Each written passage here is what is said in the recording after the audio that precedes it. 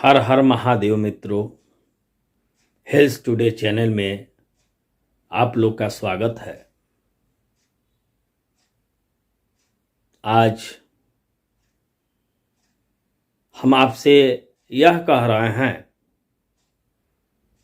कि आखिर कौन से ऐसे कर्म थे जिस कर्म के कारण सुदामा जी जो दरिद्र हुए, उनको अपमान भी झेलना पड़ा, स्वयं के साथ साथ परिवार सहित कई कई दिनों तक भूखा रहना पड़ा। कहते हैं कर्म का फल अवश्य ही मिलता है। स्वर्ग और नर्क हमें यहीं मिलता है। फिर आखिर सुदामा जी, जिसके मित्र स्वयं भगवान कृष्ण हैं, वो इतने दरिद्र क्यों? यह बहुत ही रहस्य का विषय है और इस विषय को बताने से पहले हमारा आपसे नम्र निवेदन है कि यदि आप इस चैनल को सब्सक्राइब नहीं किए होंगे तो कृपया सब्सक्राइब कर लें। बेल आइकन बटन को इसलिए दबा दें ताकि हमारी सारी वीडियो आप तक पहुंचता रहे। तो आइए हम आपको बताते हैं कि सुदामा जी बचपन से ही ब्रह्म ज्ञानी थे और इतना बड़ा ज्ञानी आखिर क्यों इतना दरिद्र हुआ? एक बुढ़िया थी और वह जनार्दन की अनन्य भक्तों में थी। बुढ़िया बहुत गरीब थी और भक्ति में इतना लीन रहती थी कि उसके रोम रोम में जनार्दन ही जनार्दन थे। कई कई दिन तक वो भूखे रहती थी। एक समय की बात है कि वो 5 दिनों तक भूखी थी। 6वें दिन उसे भिक्षा में 2 मुट्ठी चने मिल गए। चने की पोटली को लेके वह घर पे आई और यह सोच करके भूखी रह गई और पोटली को रख दी कि सुबह स्नान ध्यान करके ठाकुर जी को यही मैं भोग लगाऊंगी और प्रसाद स्वरूप इसे ग्रहण करूंगी। इसलिए वह पोटली को रख करके सो गई। संयोगवश रात में उसके घर चोर आए और पोटली देख के यह समझे कि बुढ़िया इसमें गहना रखी होगी।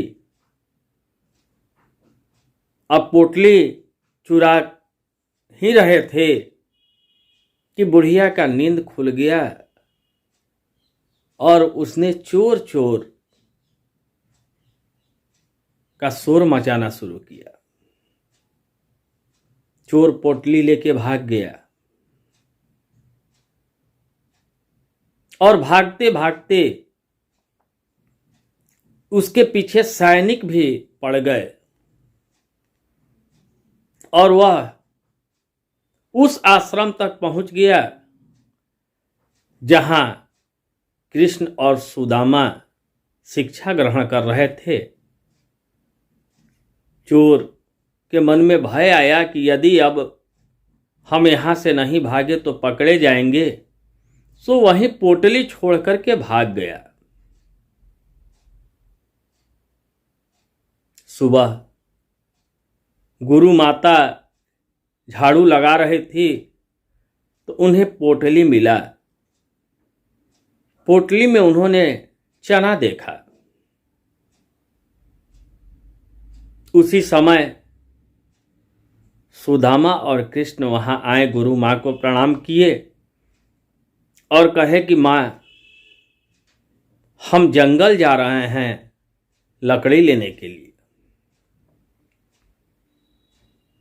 गुरु माँ ने उन्हें जाने की आदेश दिया और वही पोटली उन्हें थमा दी कि जाओ, भूख लगेगा तो इसे खा लेना।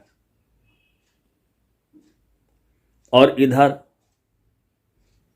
उस गरीब बुढ़िया ने देखा कि हमारा पोटली नहीं है, तो उसने श्राप दे दिया कि पोटली में रखे हुए चने जो भी खाएगा वह दरिद्र हो जाएगा। उसने तो श्राप चोर को दिया। उसे कहां पता था कि जिस जनार्दन की वो अनन्य भक्त है, आज उसी पोटली का आधा हिस्सा उस जनार्दन को खाने को मिल रहा है।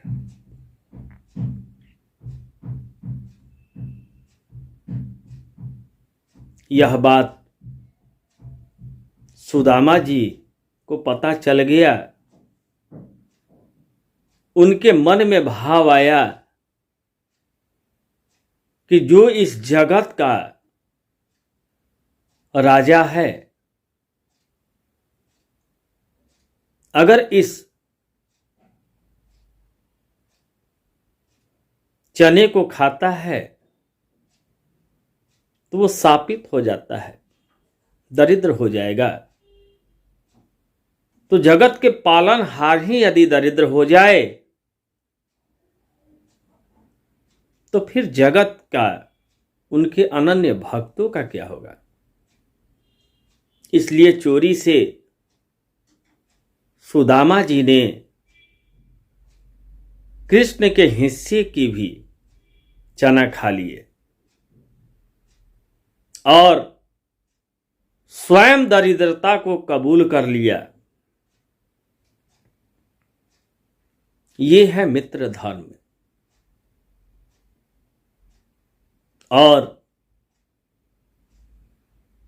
चूंकि उस बुढ़िया ने शाप दिया था, इस कारण उस शाप को तो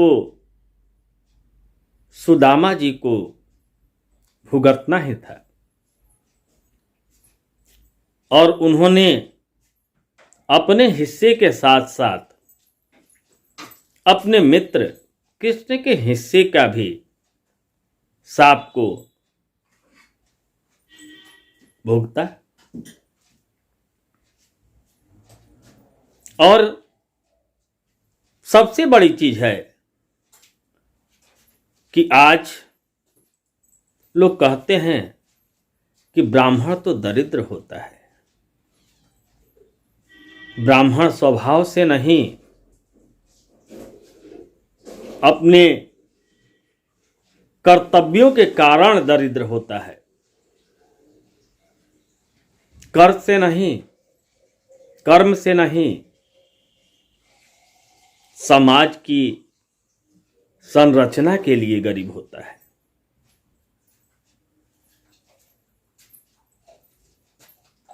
बहुत तरह की बातें समाज में चलती रहती है। चलिए फिर इस पे चर्चा करेंगे।